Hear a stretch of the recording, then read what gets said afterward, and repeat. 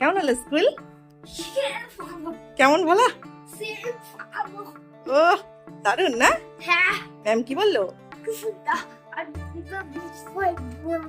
Good bye বললো। স্কুলে দুষ্টুমি করতে করতে তার রেশ কিন্তু বাড়িতে এসেও কাটে না। তাই বাড়িতে এসেই বাবুর গলাখানা শুকিয়ে গিয়েছে, আর সেজন্যই এই তাজা তাজা ফলের রস। কি ফল বলো তো?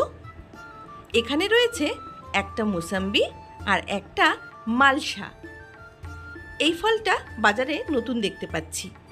দেখতে অনেকটা কমলা লেবুর মতো, কিন্তু খেতে একেবারে মোসাম্বির মতন। তাই দুটোকে আজ একসঙ্গেই রস করে মিমোকে দেব। স্কুল থেকে এলেই ও একটু ফলের রস খেতে চায়, তো যতটা সম্ভব করে দিই।